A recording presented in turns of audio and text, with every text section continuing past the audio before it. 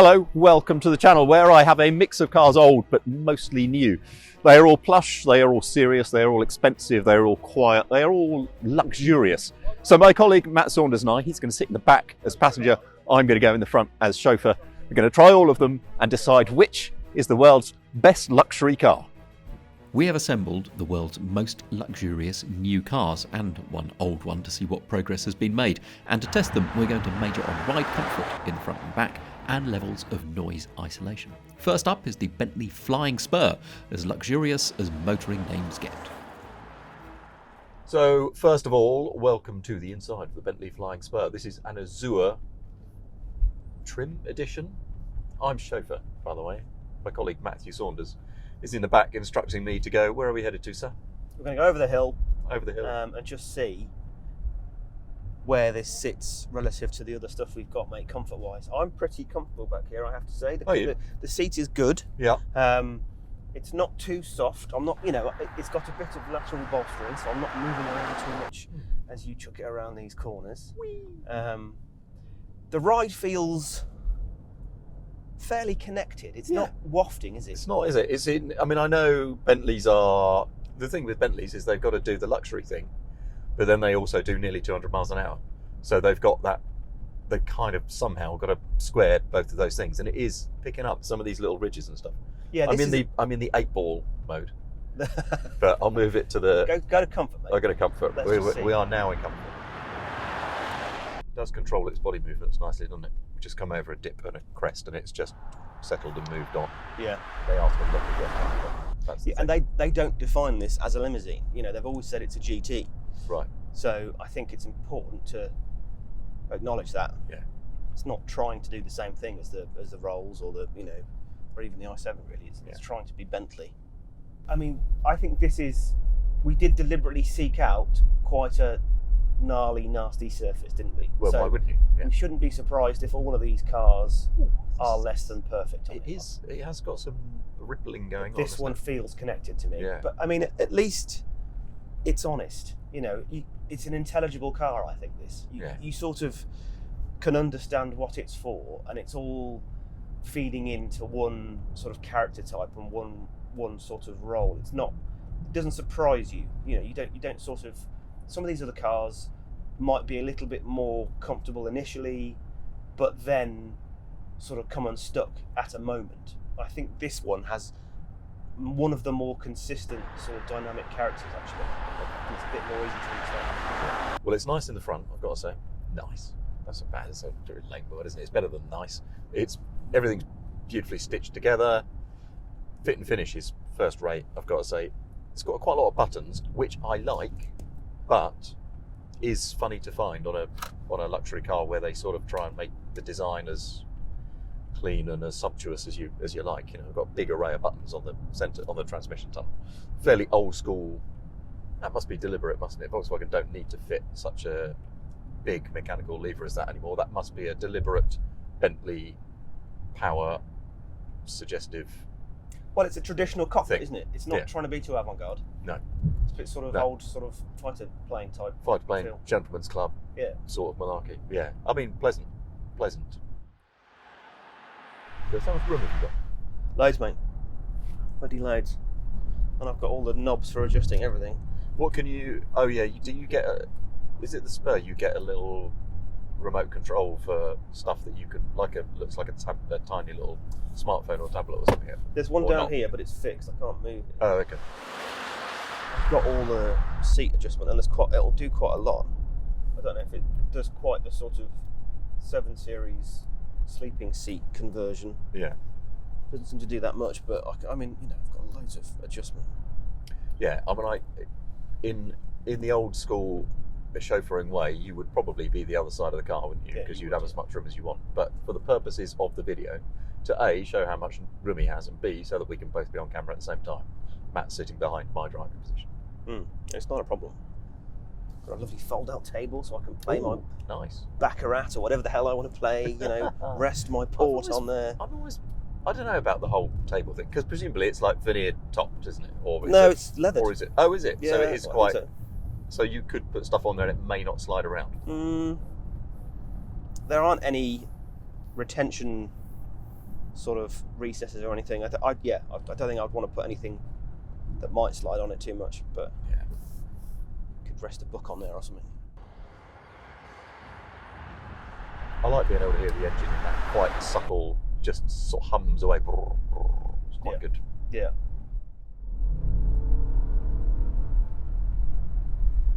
Right, mate. So if I set us at 50 along this good. stretch. Let's find a sort of an average. This will do here.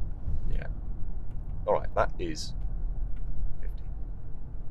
Okay, we'll call that 58 decibels. 58. That's quiet, isn't it? Copy that. That is quiet. All right, what should we try next? Range Rover? Yeah, why not? JLR, their words here, want to be proud creators of the most desirable modern luxury brands. This then is currently top of JLR's tree. It's a full-fat Range Rover in P440e autobiography plug-in hybrid form. Right, and so to the Range Rover. Mate, how much room do you have back? Enough, mate. Not quite as much as I had in the Bentley, it has to be said. The seat isn't quite as sort of big, and it doesn't adjust in quite so many ways, but, you know, it's comfy. It's sort of fabric, interestingly. It's not all leather. I quite like it, and I've heard other people in the office say that they don't. But it's sort of almost like a high-end suit material, isn't it? And I quite like that. And much as it's sort of more flat than some, I'm not moving around on it, which is there's something to be said for that. You don't slide around on top of it. I quite like the Imperious view out, and I know that's not relevant necessarily for this test, but there's so many sort of low walls in the countryside in the UK or hedgerows and stuff like that. You get a great view over in a car like this, don't you? Yeah, it definitely contributes. Also, I'm sitting higher than I would be in a limousine, so my view of the road ahead is clearer. Oh, now that's interesting. Because some people do feel a bit queasy when they can't see that. It's important, I think, mate. So I think with cars like this, with they called it the old stadium seating, didn't they? I think you may be a bit comfier in some ways because you can see out better. Yeah. Right, I've put the terrain response into auto. It was in, I think it was in dynamic, weirdly actually, but it now should plushen down a little, but it feels, I don't know, there is that kind of sproing that you get. I know it's a big word, but you get with air-sprung cars. It's, you know, it has a bit of going on. Yeah, to me, it's not sort of quite as plush as I expected it might be. Somehow, it's got a little bit of the connected feel of the Bentley, but because it's bigger and higher, it's sort of moving around a bit more. I can feel it just sort of squatting a little bit on the back axle as it's riding. But it's got a lot to do. It can tow 3.5 tons, and it can go. You take it on a shoot around your fields and everything else. I mean, it's also on all-season tyres. So it's an incredibly practical, versatile car, isn't it? Yeah. It's pretty nice in the front. The material quality isn't up to Bentley standards. You know, there's no. What is it? It's, I don't know. It's like a sort of contemporary Swedish hotel. Do you know what I mean? In that sort of, there's wood here, but it's kind of got little. I think you must stay in a lot of those stripes in it. What's that? You must stay in an awful lot of those. A lot of contemporary Swedish hotels. Yeah, big iPad on the front. Not many dials, but the heating and ventilation controls do at least stay as big physical dials, which you could, you know, with you get in from your shoot and you've got cold fingers, you can still use them quite easily. Yeah. Or just over that ridge, do you feel that? Do you feel that in the back? Yeah, there's a bit of a thump and a little bit of a secondary wiggle, and a little lateral shimmy. It's not as isolated as I think we'll find some of the others to be, mate. But well, let's do the. I'll swing it around. Let's do the noise test. And I suppose, in a way, because it's an SUV and it has to do all the other stuff, you sort of make excuses for it. But JLR, as it has just rebranded itself, is pitching itself in the luxury sphere, isn't it? They think they are Hermes, they think they are whatever the luxury goods are, Louis Vuitton, blah, blah, blah. So it's got to do the business, hasn't it? Well, yes. 60 decibels. Bentley was, 58, was it? 58, yeah. So it's a little bit louder. It's a pleasant car to be in the front of, I've got to say.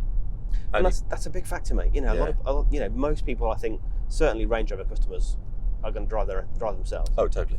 Yeah. And there is a longer one, of course, you could have if you're going to travel in the back, which would give you a bit more room. Yeah. What next? Big Rolls? New Rolls? Yeah. Yeah, let's treat ourselves, mate. Oh, yeah. Well, You say that, mate, but we've seen the interior.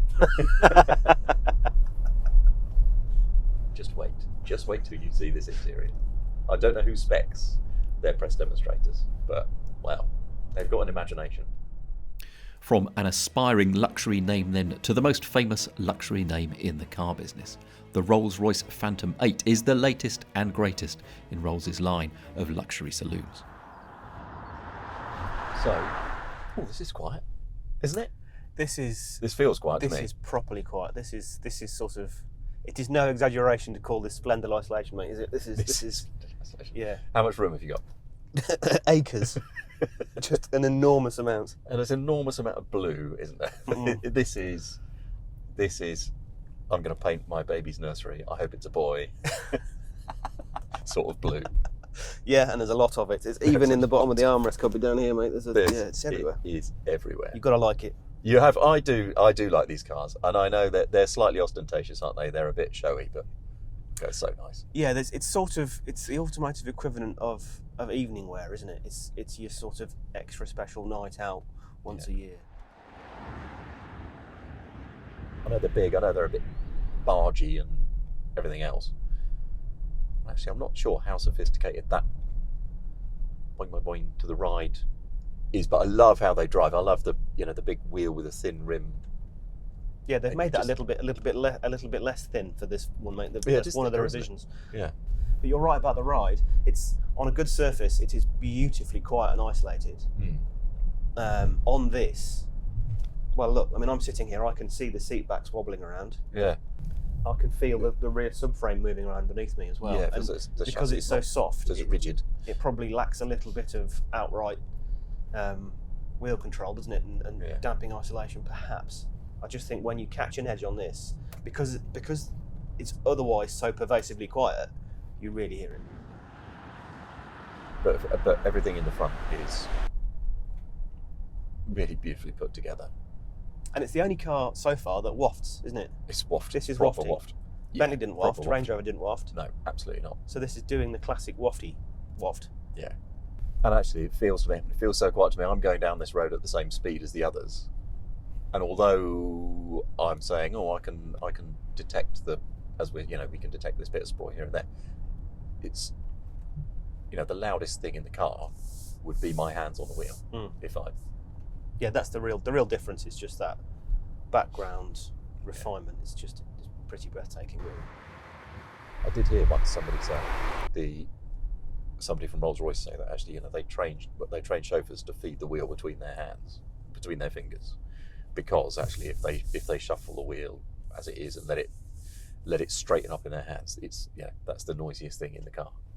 So they just they feed it, which actually works very well with a big thin rim and a light. But you've got some of those lovely sort of lovely thin sort of gloves, those leather gloves that they have. Yeah. I'm sure that would probably dampen the squidging down, mate. White like a snooker referee. Maybe you could have two jobs there. Yeah, exactly. Just pop my tray table out here. Electric tow table. Yeah, there's a telly in the back of the seat. I won't turn that on because otherwise we'll have grandstand on the video. Yeah, well, but actually, I think the snooker championships is on at the moment, isn't it? So yeah, that would be on. I've got this sort of old, a generation or two old BMW-based iDrive system with a smallish screen, and then although these instruments are digital, they replicate normal instruments very well, analog instruments really well. My understanding is that a lot of Rolls Phantom buyers say that's what they want. They don't want too much intrusion of stuff, so we get proper chrome-plated buttons. You're really in verified tucks away verified territory when you get that, because Bentley do the rotating display thing as well. So again, if you want to put the technology away and just drive your car without any intrusion, they know how important that is. And that is luxury, isn't it? It is being left alone. Well, exactly. To an extent, I think that is modern luxury. It's the option to make the rest of the world just go away for a bit. Yeah. Have you got the sound meter? I've got it. The HVAC is off, so it did thump over that a bit, didn't it? But it's not perfect on this surface, mate. No. But I mean, it's a big old lump. It is a big car. Right, so that's 50. 4 decibels. That is quiet. That's really quiet. Especially because it's a logarithmic scale, isn't it? Decibels. So it's not like it's 4 decibels. It's a big difference. But then you just get that whatever that was at the road then, and it just sort of had a badunk, almost like a tiny little bump steer as it stepped sideways and thumped through. But and again, because you're sat back here right on the rear subframe, I think you notice it maybe more I than hear it more than you do, mate. And because just the contrast that it is, you know, it's that little bit more intrusive because they do such a good job 99.9% of the rest of the time. Does it smell of emulsion paint in here, or is it just because I somehow associate it with this colour or this level of this colour? I just go, it smells like freshly painted. It smells like, you know, everywhere the king goes, mate. It tastes like, it just smells like fresh paint and flowers everywhere. It doesn't to me. It smells like, you know, I don't know, breeding. In a good way. It is a great view. I can just see, actually, I would prefer to see a bit less hump of bonnet and a bit more wings, just to help place it. But steering's so precise, control weights are really pleasant and light. It's lovely to drive. If you had one, it would be such a shame to let somebody else drive it for you. It would, it would. And my understanding is that they do. A lot of people who own one will drive it most of the time themselves, but now and again they'll hire a driver when they're having a posh night out or whatever. And I mean, if it wasn't so conspicuous, you'd sort of drive one a lot if you had one, wouldn't you? Do you think? There are ways though that it reminds you of the territory you're in. You know, these big old C-pillar, D-pillar things behind me. You know, they make those extra large, and in some ways you'd say, oh well, I wish I could see a bit more out of it. But of course, that's for your your A-listers to hide from the paps. Yeah. You know, you haven't got to just put your big Chanel sunglasses on. You can just hide behind the pillar. Yeah, put the sun blinds up if you want. Right, should we try an old one? Oh yeah, I can't wait for this. I am really pleased we managed to bring this next car along. It is a 60-year-old Rolls-Royce Silver Cloud 3, which will show us just how much progress has been made, or not, since it was first on sale for £5,500 in 1964. So, welcome to the Silver Cloud 3, mate. What? I love the view. Yeah. The bonnet's it's much narrower than a Phantom, as you would imagine for an old car. But isn't it just this? There's an intimacy to this that a Phantom just does not have. But I've got loads of room back here, mate. Have you? In terms of leg room, I have comparable amount, and it's beautifully done. All the solid wood. It's like, I don't know if it's oak or walnut but it is all. It's not veneer. It is absolutely. But it is still. There's some sort of marquetry on this, mate. As it's joined, the top bit is joined to this bit, so it's clearly, joined together very, very nicely. Yeah. Oh, you've got to give the brakes a bit of a shove. Yeah. And then it doesn't. Yeah. Okay. So dynamically, I think it's fair to say things have moved on in the past. How old is this car? 50, 60 years? 63. What's that? But it's still nice. Yeah. It's still pretty charming.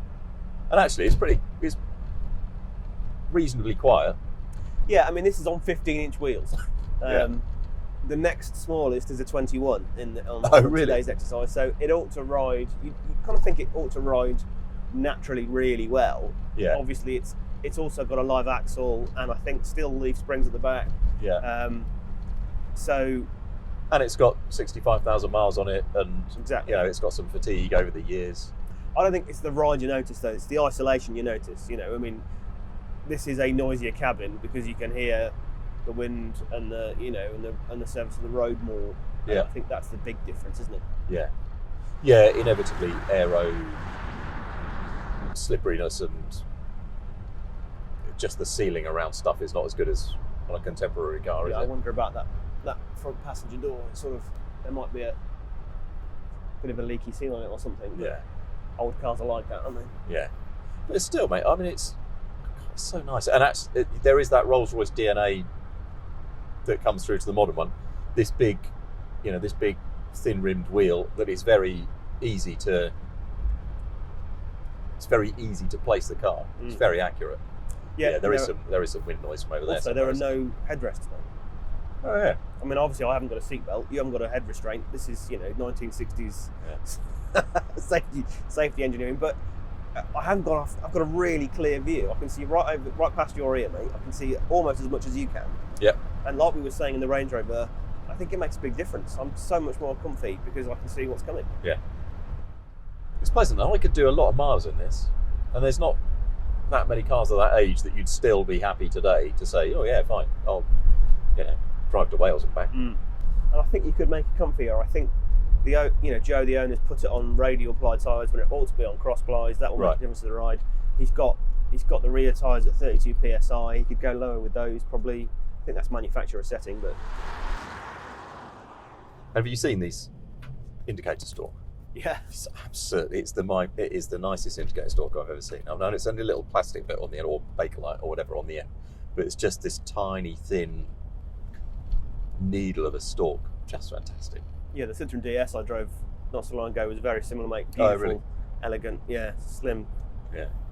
I wonder how they felt about this kind of. Is it Bakelite, this material? Looks like it. Yeah. Is it? I wonder how they felt about that at the time. Right, 50 miles an hour.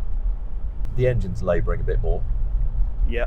But whenever you're ready, mate, we'll do the old. We'll get over this brow and do the noise, shall we? Yeah, let's do that. Unfortunately, that wind noise just kicks in at about 45.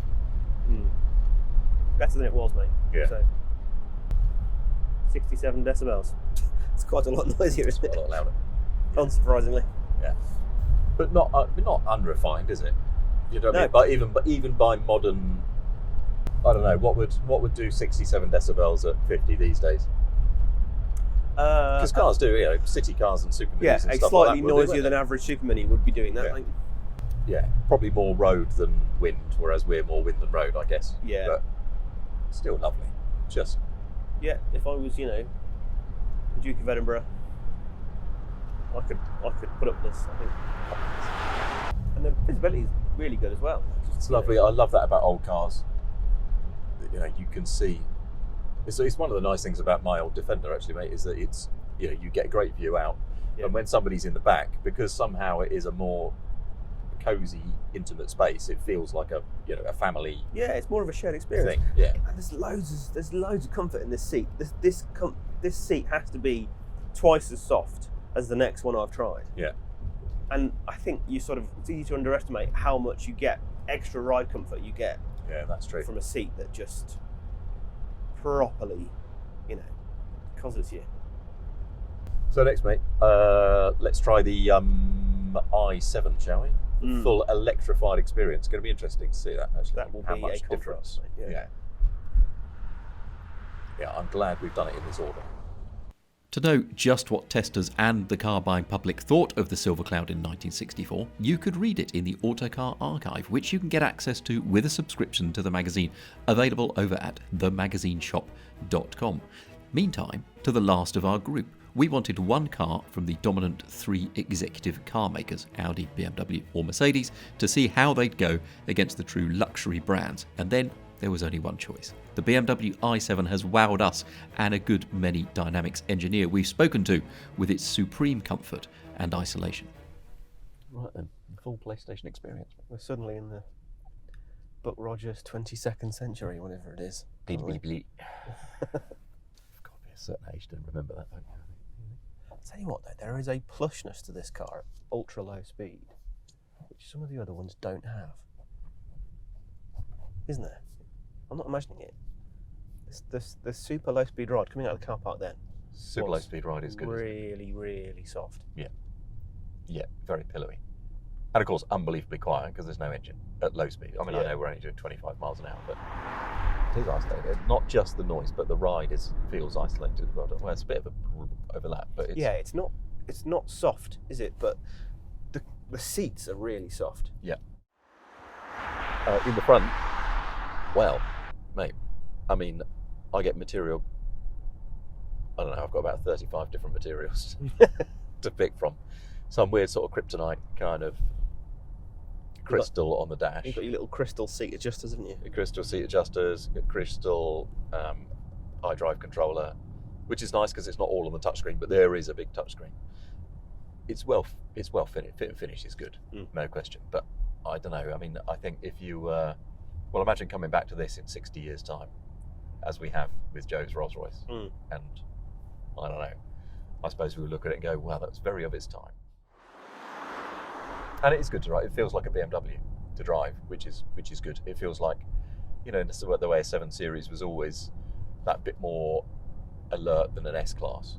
Yeah, It still retains that weight distribution compromise, and the you know and the keenness of steering, and you know, just felt like another grown-up BMW. This does have that vibe. There's a bit more surface noise coming through now, isn't there, Yeah. than there was at low speed, but Yeah, it's that compromise they've got to find, isn't it? It's got to be a BMW within its class, but it's also got to be a very effective limo generally. how much room have you got? Loads, mate. Yeah, as much, I would, not quite as much as in the Phantom, but Yeah. close. And, you know, plenty of headroom.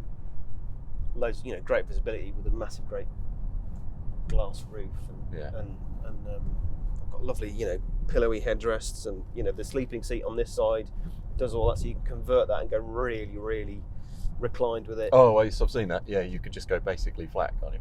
Have a kit Yeah. if you wanted. Yeah, it's like business class on a long haul flight.